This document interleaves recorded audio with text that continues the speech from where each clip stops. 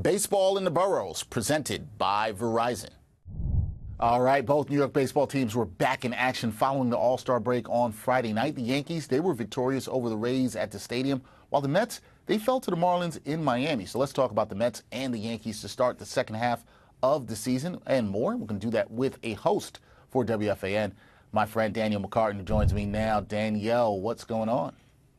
Well, just went to the Luke Combs concert last night. He was wearing a Jets hat, and here I am talking with you this morning. Oh, man, that means you're excited about football season, although we're getting into the second half of the stretch with baseball season.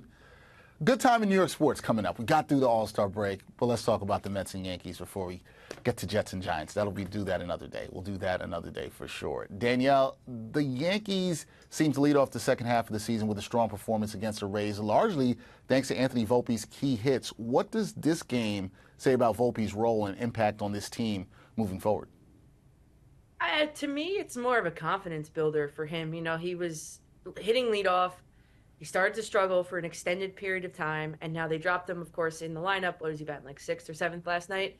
And he comes out with a huge performance to start off the second half of the season. So if anything, to me, it's a humongous confidence boost for Anthony Volpe. When he was standing on second base, you saw the conviction in his face after he hit that double. So, I see him forever as the quintessential leadoff hitter for the Yankees, but, everybody goes through a little rough stretch, and maybe he's coming out of it now, and then maybe he could work his way back up to the top third of the order or so. But, yeah, to me, it was a huge confidence booster moving forward for Anthony Volpe. Yeah, good start for the Yankees shortstop. We'll see if he's able to continue it as we go forward here in the second half. We go, on the other hand, to the Mets. They had a tough outing in Miami despite Jeff McNeil hitting 2 home runs. What do you think were the main factors that contributed to the Mets' loss against the Marlins on Friday night? Yeah, that was Sean Manaea's worst starting pitching outing. Second worst of the entire season, meaning the number of hits that he gave up, the runs. So I'm not sure why Mendoza left him in for so long, but the main reason why the Mets lost that game was the starting pitching. What wasn't good enough. McNeil, I was reading something, or a lot of the reporters were asking him after the game, kind of what changed. He said his whole hitting approach changed. So this might be, we talking about Anthony Volpe, like 2.0. This could be Jeff McNeil 2.0. So I'm encouraged by Jeff McNeil. Listen, Manaea has been pretty good for the Mets so far this season. Pretty good. So this one outing, it is what it is, and unfortunately the Mets couldn't really overcome it otherwise. But the main factor for that loss was Sean Manaea and the performance he put together on the mound. Yeah, bad time for him to have a bad start to start this second half. We'll see if he is able to bounce back. I want to talk to you about the Yankees and some of the young players, because Ben Rice had a notable introduction with the Yankees before the break. How important is it for him and other rookies like Austin Wells to step up in the second half, and what do you expect from them in terms of second half production? Yeah, those two guys, who would have thought those two guys would have been on the starting, the roster back in April? So, Wells is fitting in pretty seamlessly, but I really want to highlight Ben Rice because, just was it yesterday? Aaron Boone came out and basically said that Anthony Rizzo is not close. So I like that this Ben Rice experiment has a long runway here. I think he is fitting right in. He doesn't look overmatched. He adjusts at the plate. He's a guy that is what the Yankees need. He's almost anti-Yankeeing in the sense of he runs the bases well. He puts the bat to the ball. He's not looking to hit a home run every time he gets up. So for me, the importance of Ben Rice, what else were you going to do without him? Put DJ LeMahieu and his 200 batting average out there, if it is even that. So at first base, so for me, the Ben Rice experiment has been a very welcome surprise for the Yankees, especially seeing that Anthony Rizzo isn't close to returning. Yeah, they had to go throw him in the fire, and he's responded thus far, at least before the All-Star break. We'll see if he is able to continue his good play as well, along with Austin Wells. Now, back to the Mets real quick, Danielle, because they've won 27 of their last 41 games. They got one of the most high-powered offensive attacks in the sport. The starting rotation has been solid, but the bullpen, not so good. They've been leaky. With the trade deadline approaching later this month, I think we would agree how they perform before then could determine which direction the front office decides to go in terms of being buyers or sellers. So considering the team's recent strong play, in your eyes, are the Mets real contenders for the postseason? Well, leaky, Dex, is a very nice word to say terrible. The Mets bullpen has been terrible.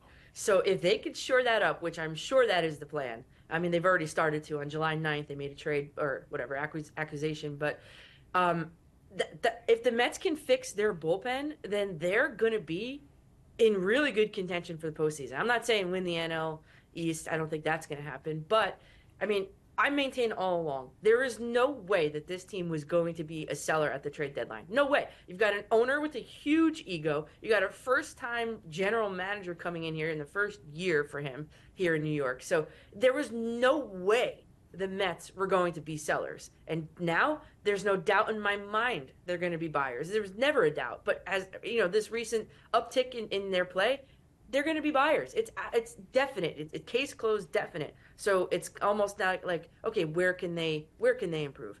The bullpen has to be number one on that list. I mean, now you got these guys playing to the back of their baseball cards. Jeff McNeil is changing his approach at the plate. Lindor's been good. Iglesias.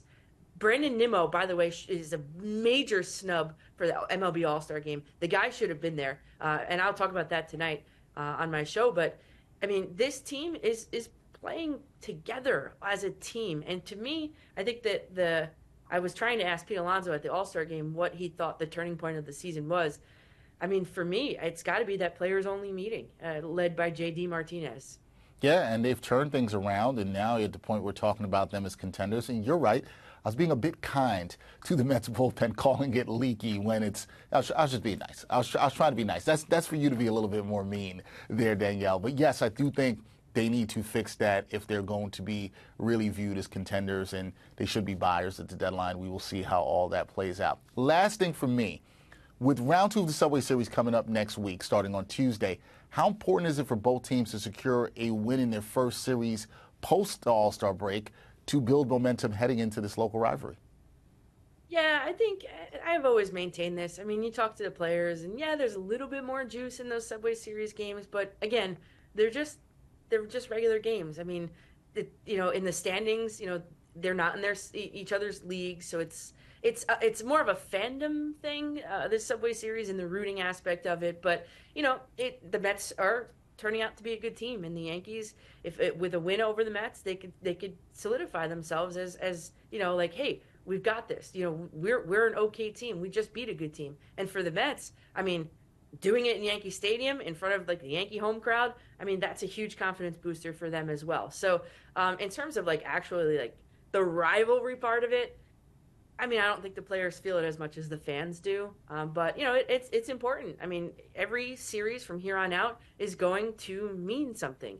And I looked, the Yankees have one of the easiest remaining schedules in the league, so that's important to note. And the Mets are like midway; they've got like a mid difficulty schedule. So, yeah, I mean, 2 big series coming up. This one, current one, and of course the Subway Series next week. Yeah, and if you're both teams, you want to take care of business, get a series win before that Subway Series. Obviously, the Yankees would like to bounce back and take care of business at the stadium against the Mets, the way the Mets did at Citi Field last month. That is Danielle McCartan. Check her out on WFAN. Talking everything sports. She's already excited about football season, but we got to talk about baseball here first. So, Danielle, I appreciate the time to break down the Mets and Yankees. We'll talk soon. Yeah, you got it, Dex. Thank you.